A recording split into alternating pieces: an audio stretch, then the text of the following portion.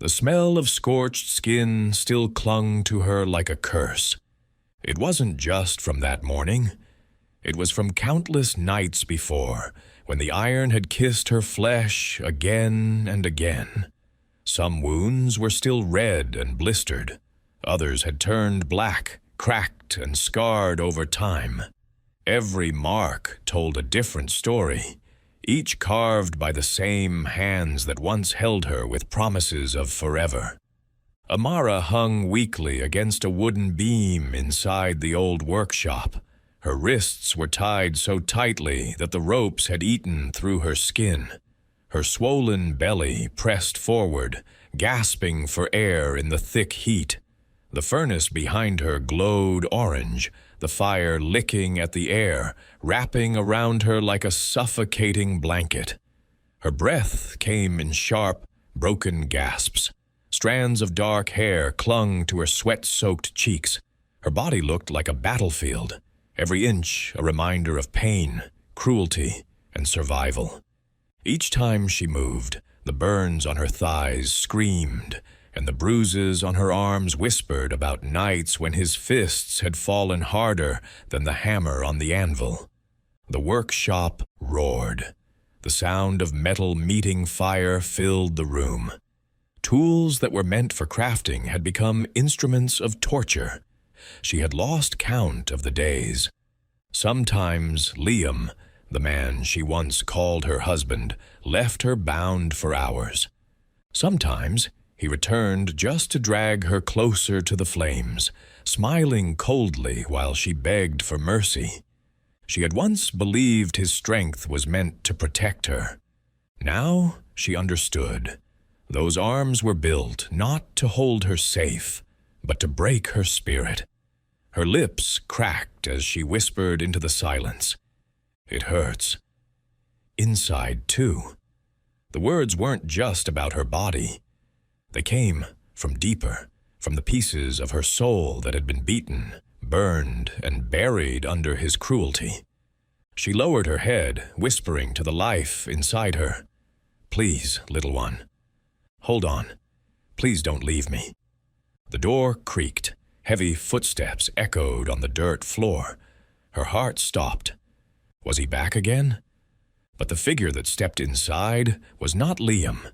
It was someone else. A tall traveler, with worn-out boots and dust from the long road clinging to his coat. A faded blue scarf was wrapped around his neck. His name was Ronan. He had come only to buy a set of iron hinges. He had no idea that behind the smoke and heat of the forge, a living nightmare was tied to a beam. Ronan froze. For a moment he thought the heat was making him see things. Then Amara lifted her head, her eyes glassy, her voice trembling like a dying flame. "It hurts inside. Please save my baby. If I stay here, I'll lose it." The words hit him like a blade. He had seen storms tear apart homes, seen men fall in battles. But he had never seen pain like this. Raw, silent, endless. Every scar on her skin screamed louder than her words. Ronan stepped forward. The crunch of his boots echoed in the silence. He reached for the ropes, his hands shaking when he saw the deep cuts in her wrists. He cut them loose. Amara collapsed into his arms, too weak to stand. Her body felt weightless, but her suffering was heavy, heavier than anything he had ever carried. He lifted her, taking her out into the open air.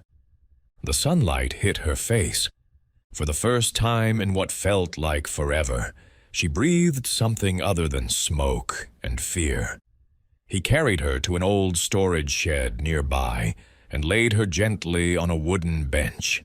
The sun slipped through the cracks in the wall, lighting her face in golden streaks. She was still breathing, barely, but alive. He handed her a flask of water. She drank with trembling hands, spilling a few drops down her chin, then pressed her palm against her belly, as if to calm the child within. Ronan didn't ask questions. He was a man of silence, a man who had seen enough pain to know that words should wait until the heart was ready.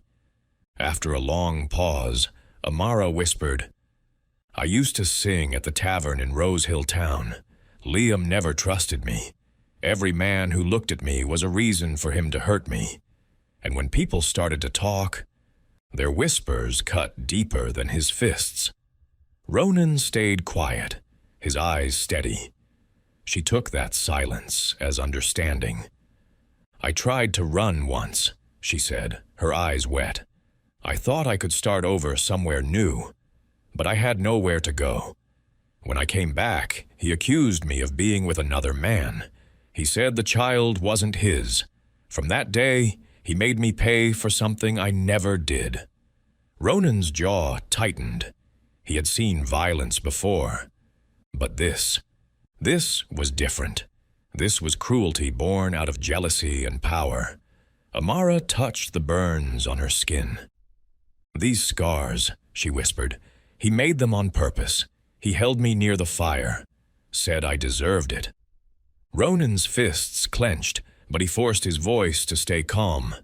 "You're safe now," he said. "As long as I'm here, he'll never touch you again."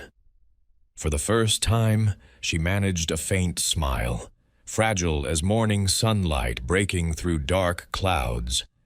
But peace never lasts long. Heavy footsteps echoed again outside. Liam had returned. The door burst open. His shadow filled the entrance. Sweat and soot streaked his face, his breath coming hard and fast.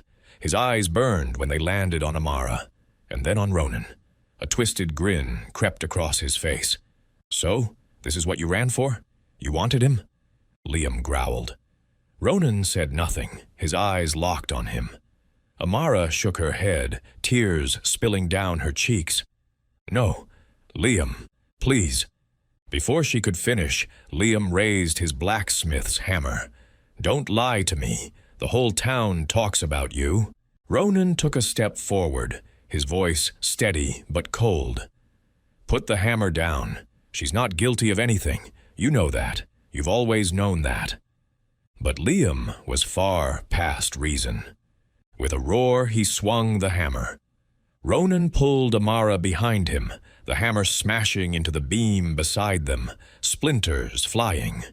In one quick motion, Ronan drew the knife from his belt, slashing across Liam's arm.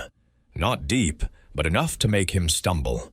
The two men circled, one holding iron, one holding steel.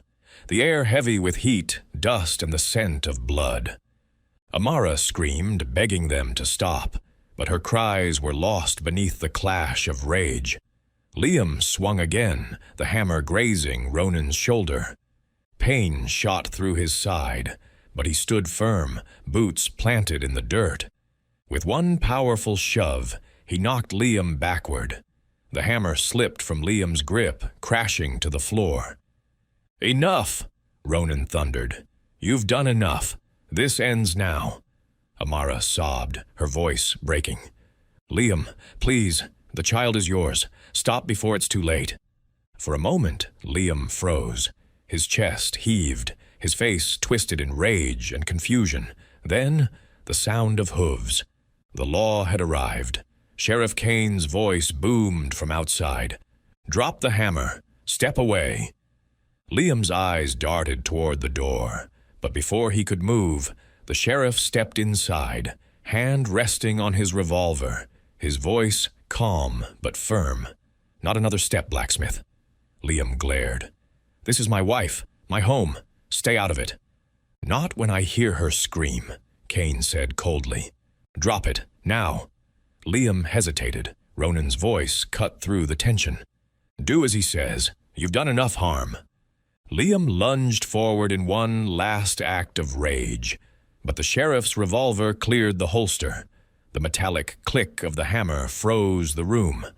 Liam's hammer hit the floor.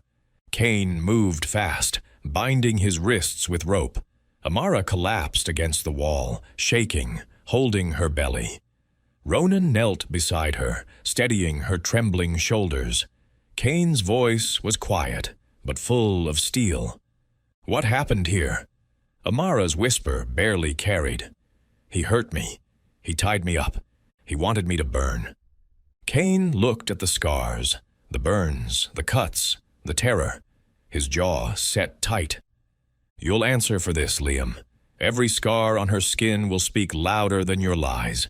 He dragged Liam outside, his curses fading into the distance until only silence remained. Ronan helped Amara to her feet. She leaned against him, fragile but alive. For the first time, she wasn't bound by ropes or fear. The sheriff gave a small nod. She's safe now. Get her to my sister's clinic. We'll handle the rest. Weeks passed. Ronan opened his small farm to her, a place where the only fire came from a gentle hearth, not a forge meant to scar. The scent of wildflowers replaced the smell of smoke. Amara slowly healed. The marks on her skin would never fade, but the wounds inside her heart began to close every time she heard Ronan's calm voice telling her, "You're home now." When the time came, the sound of a newborn's cry filled the little farmhouse. Ronan held the child, small, warm, and full of life, his rough hands trembling. Amara looked at him through tears. "You saved me twice," she whispered, "once from the fire, and once from myself."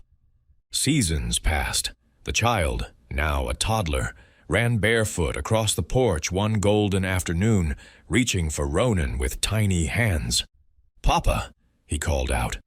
Ronan froze, his throat tight, eyes burning. In that one word, the boy gave him something no battle ever could: family. Maybe that's the real truth of this story. The world is filled with cruelty, violence, and people who think power means control. But true strength isn't in fists or fire. It's in the quiet decision to protect someone who can't protect themselves. Scars may remain, but they remind us that we survived. Now, my friend, take a breath. Let that story settle in your heart for a moment. And hey, if this story made you feel something, if it made you pause, then do me one favor. Hit that subscribe button right now. It helps this channel grow and lets me keep telling stories like this one. Stories of pain, courage, and hope. So before you scroll away, give this video a like, share it with someone who needs to hear it, and tell me in the comments, if you were Ronan, would you have stepped into that workshop? Would you have risked your life for a stranger's cry? I read every comment myself. So let's talk about it. And remember, life will always test you with fire, but it's not the burns that define you. It's how you rise from them. Don't forget, subscribe so you never miss the next story. Take care of your heart, stay kind, and I'll see you in the next one.